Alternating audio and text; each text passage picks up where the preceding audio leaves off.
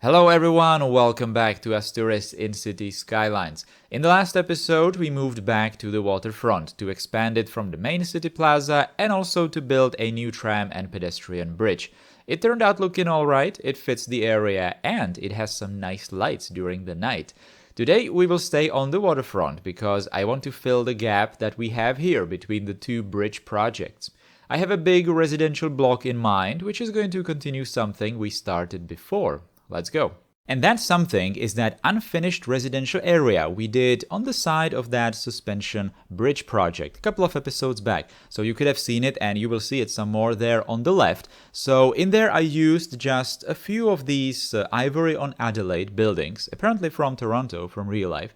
And in the workshop, in City Skylines, they come in many different versions. So not only you can choose different footprints, but also different heights. And that was pretty much the main reason why I chose them for this place as well. Now, one of the other reasons is also that I really don't just want to waste these on like a single project. If you remember in Aurelia, I basically did like an entire city district with these structures because they are just looking so nice. But at the same time, they are kind of, well, I dare say generic or something. So you can, just copy paste them in many different places in the city or at least in like one area. And it's not going to look bad at all. So that's kind of what I want to do. And since I'm going to use very similar styles of blocks with these buildings, we might even think of them as like a single project or something like that. And in this particular place, I really like how we have that suspension bridge. And it's basically going to divide these residential areas. So it kind of makes sense, although I really would like to maybe use these in some different parts of the city as well. Probably using a very similar style of like a layout or something so that I'm kind of going to admit to these similarities yet provide enough variations so that it's not just going to be copy-paste blocks. But seriously, I would really like to use these buildings some more with this particular style that I'm trying in here. I was thinking of maybe using that near the second river because there we are going to have insane opportunities for building on slopes and playing with all kinds of networks and everything. So it could be really, really interesting. But anyway, what is this style that I'm referring to and that I would like to continue? It's basically building or filling an entire block with like one continuous building that might be relatively short, maybe like 1 or 2 floors or something. And on top of it, we are probably going to do some kind of grass floor, some kind of like an elevated park, basically. Something that we did in Aurelia, actually. Similar, very, very similar concept. And on this park, or through this park, there are going to be these Ivory on Adelaide buildings just popping up, right? So it's going to be like private parks or something for the buildings, but mostly I'm just using that for decoration because it's obviously going to provide the necessary green color and some opportunities to plant some, bushes and flowers and trees and all that and do all kinds of kind of like countryside detailing, but inside the city, So, interesting stuff to do, I suppose. But anyway, in that suspension bridge project, we did it slightly differently because there we had like a reasonably large slope, so that we could afford to do like an office floor or something like that. Put the grass level on top of it, which I haven't done yet. I said that it's unfinished, but it will be finished. Obviously, I'm going to return to it sometime in the future. And this grass floor is then basically the same level as the street on the back of that block, right? So there is like a connection road that goes up on the side of the block and it just goes to that same level. So eventually these kinds of residential buildings are going to be on that same level. So even in the gameplay sense, the pedestrians are just going to use that back road to enter those buildings. So it's not going to be like a crazy thing to do, really. It's just playing with slopes. In this particular area, we don't have that. Yeah, sure, this block is not exactly flat, but it's not that uneven so that we could do a similar thing like that. And also, I'm just going to make this place on much larger footprint. No, in here, I'm doing something different. I'm just going to do like a continuous glass wall in here. Now, don't worry, this bright blue surface is like a placeholder because I didn't have the actual glass surface to place there. You could have seen me in the beginning play around with some actual buildings that I might convert into PO, maybe extract the windows from them, but eventually decided that I'm just going to make my own and actually uploaded it into the workshop. It's just like a 4 vertex square, completely flat, and it's just glass. There's nothing more to it. And that's exactly this project that I built it for. So later I'm just going to copy paste it in. But this is just a placeholder because I was doing this on the stream and I didn't want to do something else. So I really wanted to do it. But anyway, these are supposed to be curved along that road that's kind of copying the shape of the tram line in there, even though there are some variations.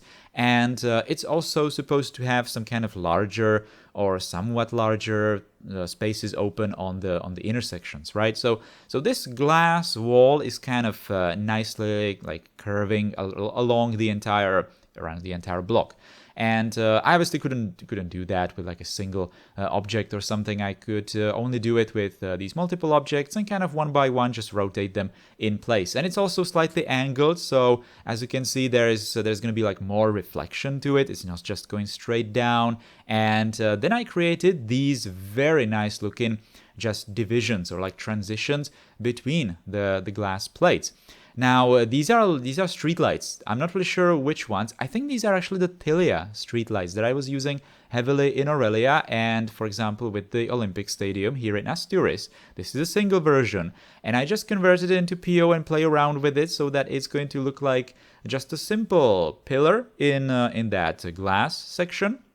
But then it's going to look like it's like a curved support of that top level where the grass is going to be. And overall it's creating these ribs, again, just like I did with that suspension bridge kind of, although these are going to be black and kind of more subtle in this area. But it's like a tiny detail that really completes that place, and I really like it. Later I'm actually going to create like a second version of it where the pedestrian path is kind of going to widen. By the way, the pedestrian path, yeah, so let's talk about that. When I did that tram station in the previous episode, I knew that I would like to provide different access from different directions. So I already kind of prepared for that, and I did not completely enclose it with buildings or something. I created that green little open space in front of it so I could do exactly this. You could have seen me connect it, here in this area. There's that bridge over this street, and there are also the stairs. And by the way, that building that's there on that side of the station, it also has stairs on its own. It already had it with the model. So I'm also going to play around with those. That's kind of why I chose that building, because we can have some kind of pedestrian access on the side here. So that's going to be really interesting. And people are going to use that, by the way, in City Skylines, like gameplay wise, they're going to use that. So those stairs are also going to provide an access to that top station from the bottom station for the trams, and it's also like a direct continuation of the stairs for the waterfront. So it's like an all very convenient place to just reach different areas. And just like I explained in the previous episode, I'm not really doing elevators because aesthetically I just don't like them in City Skylines. I only have one elevator model that's like reasonable for these kinds of invisible paths and like gameplay purposes, but I'm kind of using it in places where I cannot do stairs. For example, the main plaza, there was just too much height to cover with stairs, but everywhere I can, I'm really going to try to not do them because, well, like I said, I just don't really like them everywhere. Somewhere, yeah, sure, but not everywhere. And it's purely aesthetical. I just like people in City Skylines walking on the stairs. We obviously don't have any kind of like strollers or something in City Skylines, so and even if we did, it's actually good that we don't, because it's the same story with the bicycles, right? People don't understand that there are stairs, so they would be just going up and down on the stairs, and it would all look absolutely terrible. So I'm just going to do a citywide bicycle ban. I already mentioned that, and again, purely aesthetical reasons for that decision. All right, so enough of the stairs. So now we are filling some of these just filler blocks in here, really, because these are just the transitions between that main plaza area and the waterfront that we did there. So I just wanted to just fill that area and be done with it, to be completely honest. It really took a long time to select buildings that would fit here, because this is not like a standard shaped, like some kind of a rectangular block, but it's angled on one side, it's curved on the other side. It's kind of just weird. So you could have seen me use, for example, that distort tool with procedural objects and create like a triangular last building in that block, because I just really needed to fill that place, and obviously did some kind of detailing on the roof. Later I'm going to put some decals there and lights and some kind of like ACs boxes and something, so that it's not going to look that bare. And eventually it's just, you know, some kind of density to fill the place with. Even though, for example, in these corners there's going to be like a little plaza in front of this building, some nice lights and ads, and overall it just fits. This curved building, for example, fits that street really nicely, and you know, it's just okay looking on the side of this residential area. So I was doing some retaining walls, these borders. Obviously all of them are networks because I need to have them curved and kind of, you know, highly customized in these places, so it wouldn't be exactly doable with props. And then I'm filling the place with grass. Right now it's looking a bit bad, because if you look straight down in this area, you don't really see that first floor, right? Because the grass is just completely covering it. So it kind of looks like the towers are just, you know, in the open in that block, which is not the case, of course. So later I will have to fill this area with lots of detailing, but not only that, but kind of take away the focus from the grass, actually, and especially during the night. I'm going to make sure that the streets around this level, this elevated park, are going to be nicely illuminated with hopefully different colors. I mean, I already built that, so I know it's going to be colorful.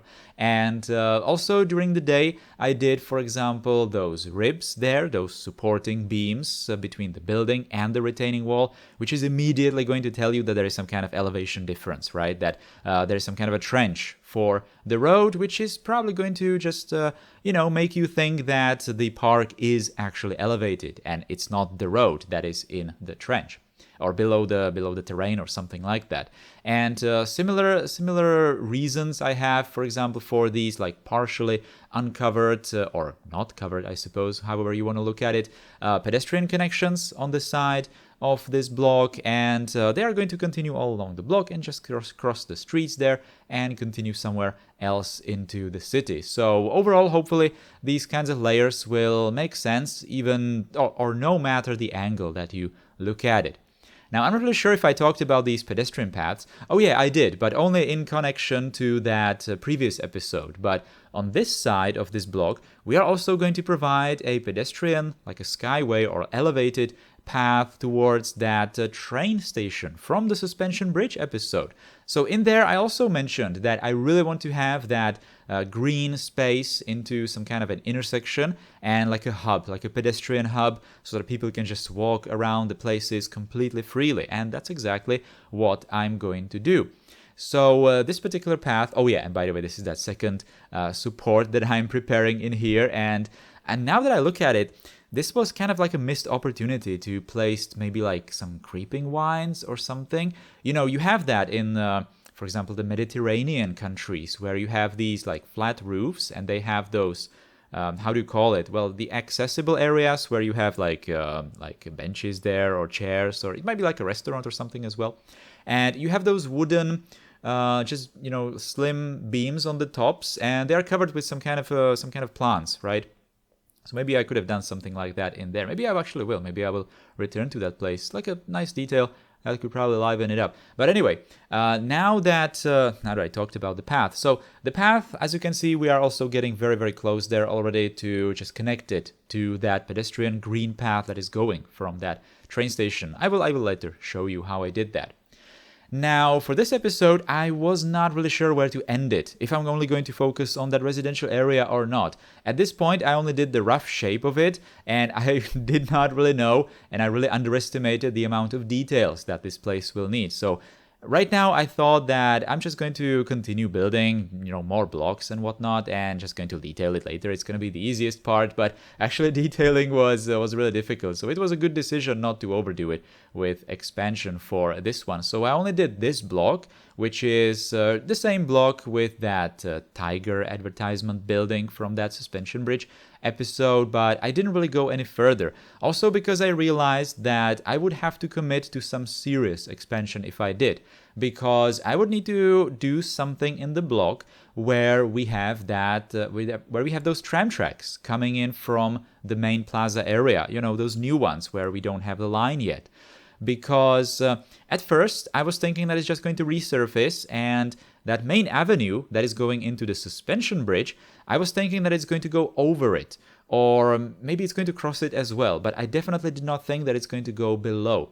But now I realized that I really want to make it go below, so I already split it from that intersection as it resurfaced, as you could have seen, and now it's just going to be sunken. I don't want to have it in a tunnel, because tunnels are boring for the first-person rides, right? So I want to have it sunken and maybe provide some kind of a sunken plaza, which needs some kind of fancy buildings around it, and you can already guess that's kind of like a project on its own, right? So we are going to save that for later, and I would really like to do something interesting there. Right now I don't exactly have the idea, but give it time and it's going to be fine. I'm going to figure out something. So this is the only block that we are pretty much going to expand to past that residential block that we did. Even though I'm going to play around with this one, obviously. Again, we have like a very non-standard shape. Yeah, sure, in here I'm going to place 2 buildings in here, but not more than that, because I just want to finish the overall feel of this main avenue going into that main plaza.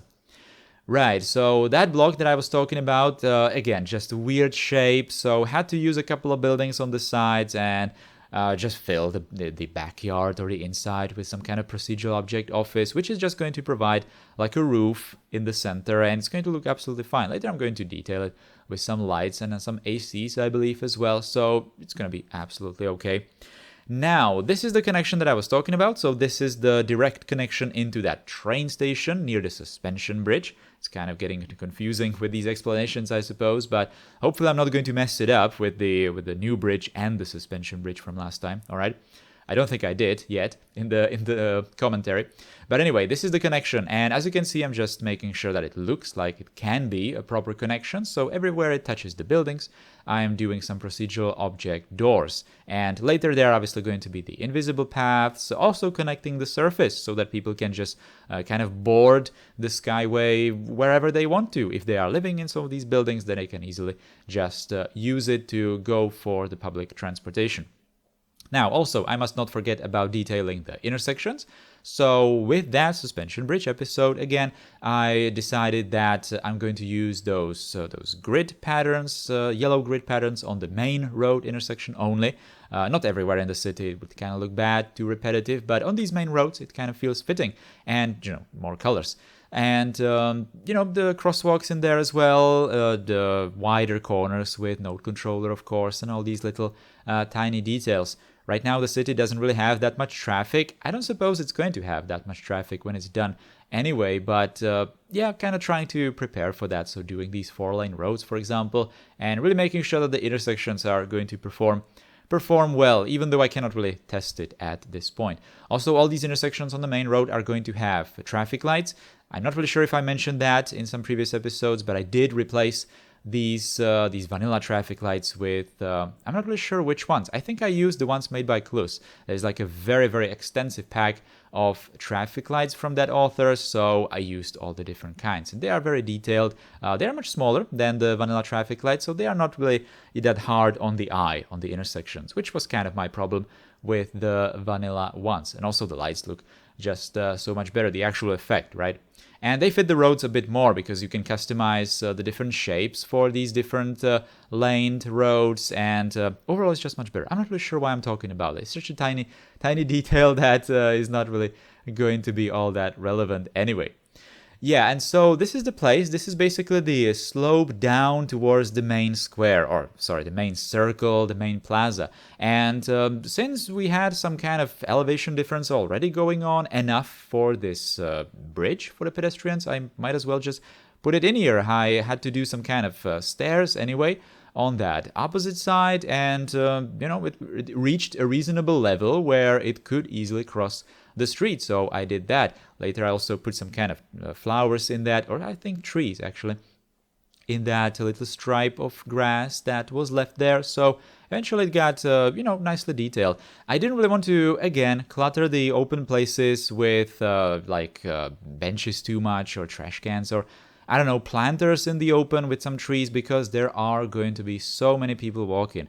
All right, I know that you guys don't believe me, right? But you will in time. When we're gonna get some serious population in the city, you will see that all the open places are going to be heavily crowded, and it would just not make sense to fill that with some useless clutter. It's not useless, but you know what I mean, right? I just want to have people be the detail. I say that many times in these episodes, but it is going to be like that, okay? Believe me.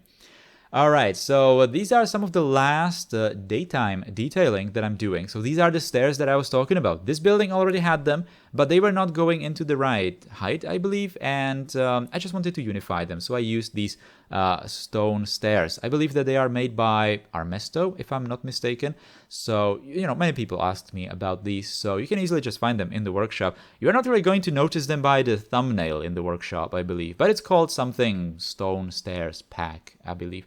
And they are really like stone stairs, right? So in Asturis and Aurelia, when I started using them in Aurelia back then, I really had to make sure that I'm going to use them so that I'm going to cover the stone faces, either on the sides or on the top. And I'm only going to show the actual steps where the stone pattern is not that visible. But they are just really nice looking stairs. They come in different slope versions as well. So I really like using them even in the futuristic settings. Now, look at the lights. So that's exactly the detailing that I was talking about. So in that kind of like a trench, I put red lights because contrast, really, no other reason. And then I'm also heavily trying to use lights on the roofs, because that's something that I completely neglected in some previous episodes when I was doing the details. And, sure, now that I was looking at the cinematics and everything, I kind of agree that if this was like a realistic city, it would have some serious problem with light pollution, of course. But this is City Skylines, okay? I can do whatever I want. So I really like it. I really like those colors. I really like the brightness and the lights. Maybe the brightness can be toned down a bit, but it's not like I have control over the individual brightness of these lights. So, it is still City Skylines. I have to work with what I have, which is sometimes fortunate, sometimes unfortunate. So, it is what it is. So doing also these details on the top of that green area, like I said. And this is, again, something that I already tried in Aurelia, so I already know what I'm going for, I suppose. And using these like futuristic or modern looking benches or chairs, I'm not really sure what they're called. The kind of half chairs, half mats or something, I don't know. English is failing me. And those parasols that are also looking very modern, and a couple of other details. I didn't really want to clutter it with like sandboxes or like very colorful looking things, because these buildings are also not very colorful, and I wanted the details to just match them, and I think they do. I also put tiny little dim lights in the parasols. Unfortunately, they are lit during the day as well. I believe they are the tunnel lights for the LRT, so they should be lit up during the day. And it's actually kind of looking nice. It's doing like a little tint during the day of the grass, and it's forming like an interesting detail, I suppose.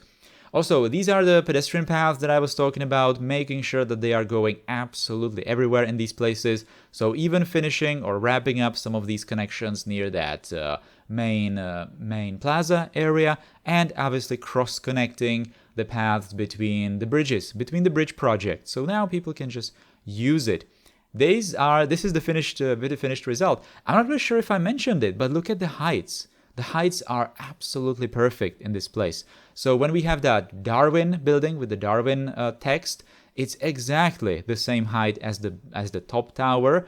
And on the other side of this residential block, we have that Markonok building, which is exactly the same height as those shortest towers. Well, the towers are slightly higher, but that's actually good, because at least people from the top floors can see the river. So at least they have that.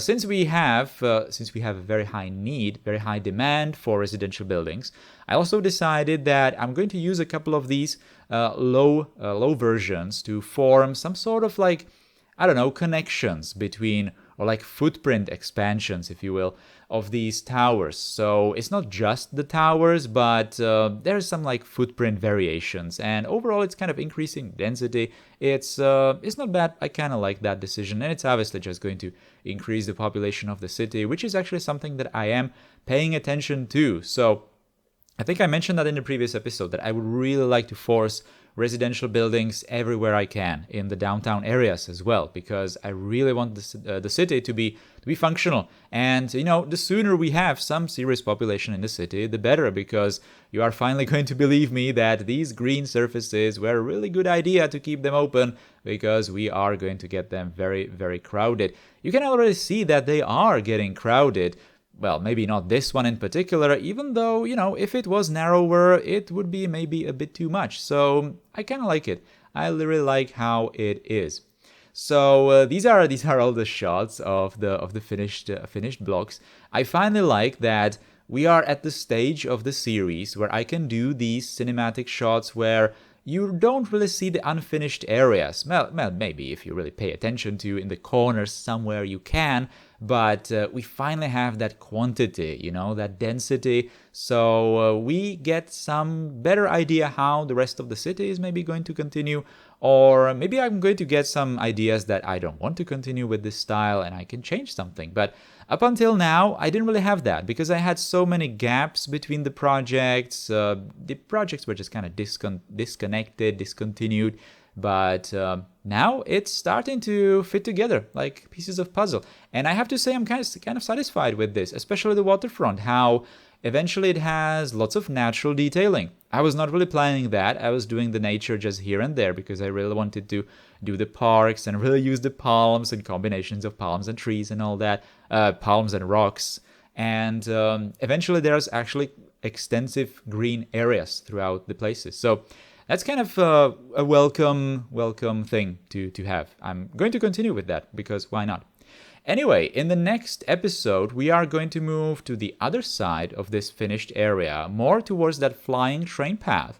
We are going to do some landscaping changes, some serious ones, and really nice natural detailing, alright? I cannot wait to show you that. Anyway, that is going to be all for today's Asturis episode. Thank you for watching it. If you liked it and you want to help it reach more people, then you can do the usual stuff, so thumbs up below the video, share it, subscribe to the channel if you're new here, and leave a comment. And also, if you like this a lot, you can become a channel member. Big thanks to all the supporters, direct supporters that this channel currently has. I really, really appreciate it. Thank you guys so much. Alright, that is going to be all. Thank you again, and goodbye.